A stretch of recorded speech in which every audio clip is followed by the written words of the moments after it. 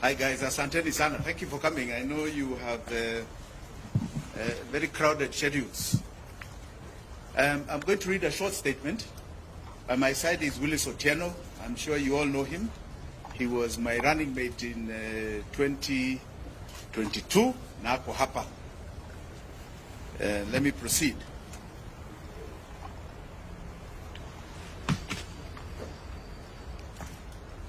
I don't care President Ruto is out of money to respond to the floods disaster. Dear Kenyans, today I am deeply saddened by the devastating large number of Kenyans who have died, injured, or have had extensive destruction to their lives during these flash floods. Equally, I am extremely disappointed with the inept and incompetent don't care Ruto, who has found it unnecessary to declare these floods a national disaster. This presidential indifference to the enormous human suffering of the Kenyan people is appalling and horrifying. I don't care Ruto must unequivocally apologize to the people for his contemptuously abandoning them.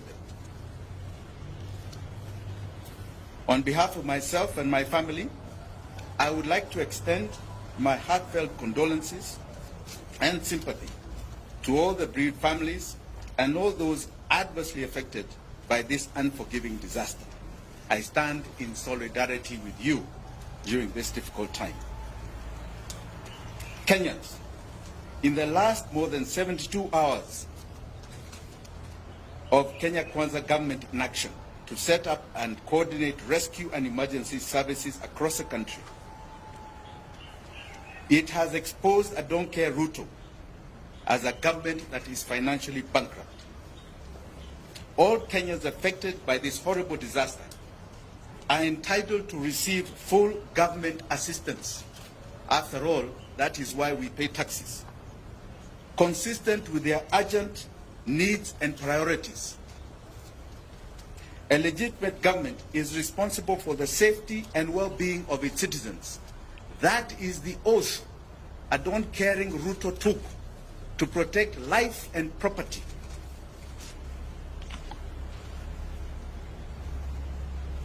As Ruto does not care, there are many Kenyans who have cared.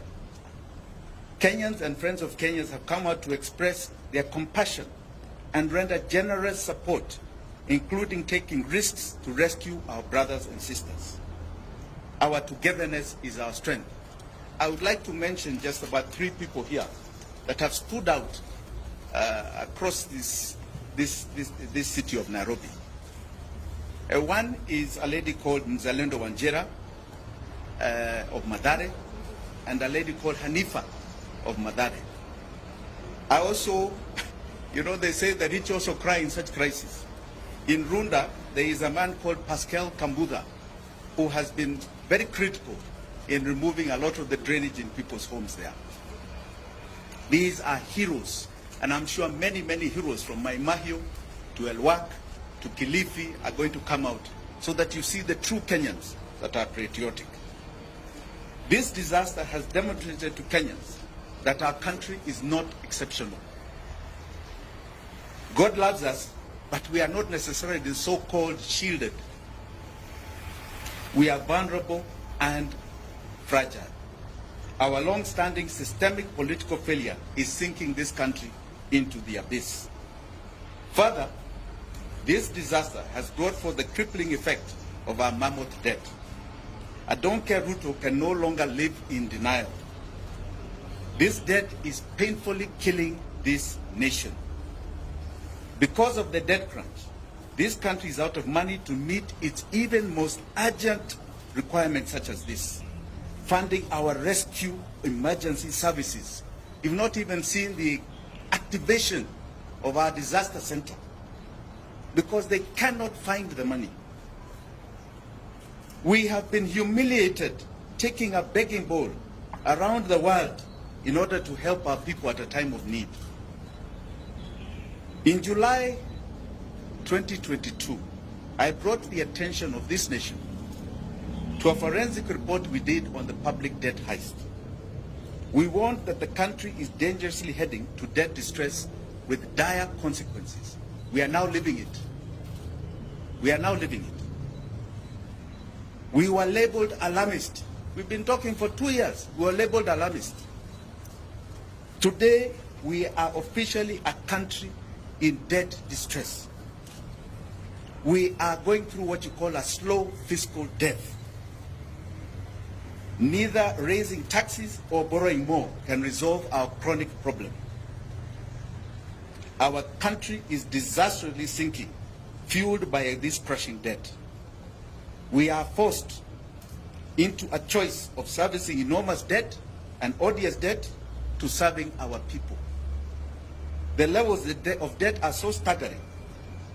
Public debt is estimated at 73.2% of GDP.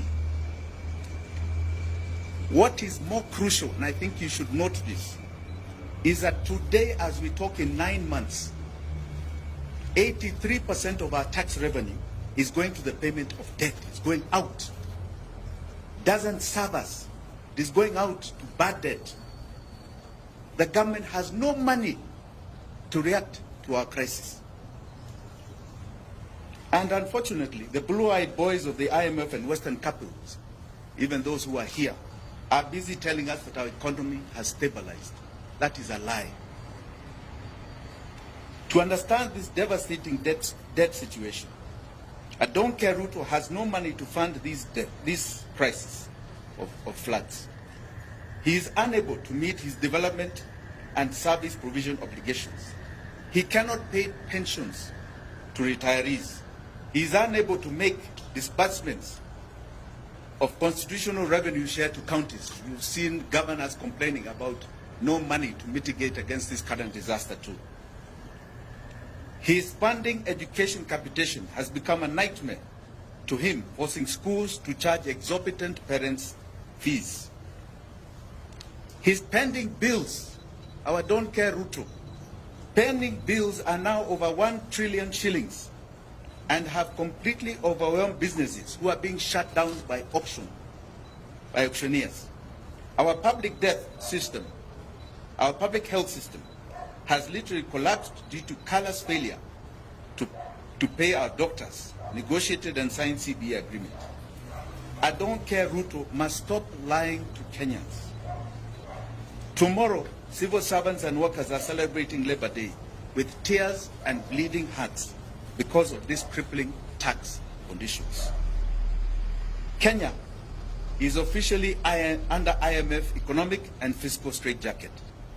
IMF has imposed toxic, irresponsible and harsh policy conditions that have only worsened the country's dire economic situation. While I don't care Ruto took a high-interest loan to avert a direct default on the 2 billion euro bond maturing in June 2024, this has only compounded the debt problem. The country already has debt distress that is sucking oxygen out of the economy. The expensive loan is partly resolve the threatening Eurobond crisis, only kicked the can down the road at a very high cost. Borrowed loans in excess of the next 2 generations to pay in violation of the Constitution. The only way out for Don't Care Ruto is to stay with his current painful fiscal and tax policies path, which is taking the economy to the grave. Alternatively, he agrees to what we have suggested over and over again: debt default, and kickstart a process of debt restructuring. In agreeing to default, I don't care Ruto will be breathing fresh space into Kenyans' lives. This will pave way for an independent, comprehensive forensic audit and investigation of public debt, and allow the country to agree on the necessary radical economic and government structural reforms. The sovereign debt challenge can no longer be treated as a movement of wagons of borrowing, spend and tax. This has to be established and contestably evidence of the fact of the real public debt. The sovereign people of Kenya must get a comprehensive picture of the nature of debt, what it was borrowed for, was it lawful, whether it was utilized for the purpose that it was borrowed, was there value for money, and the authorization to borrow the debt.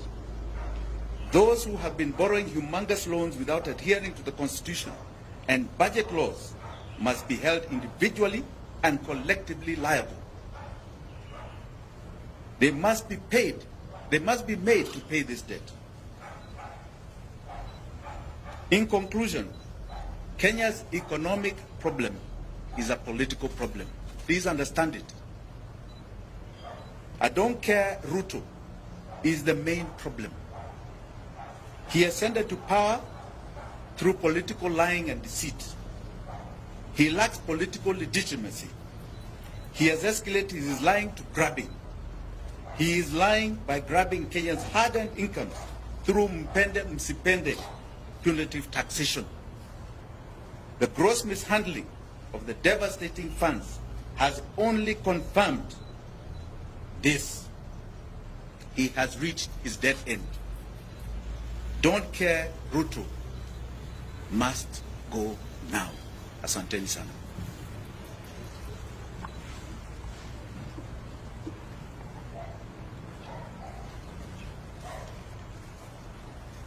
I also would like to add that as a family, we have what is called the Minor Wanjigi Foundation that is giving a contribution to Red Cross to help those who are affected. It is a large contribution.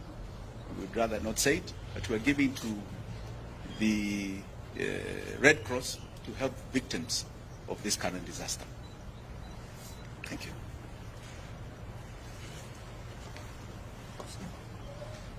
Any questions? No? Okay. Thank you.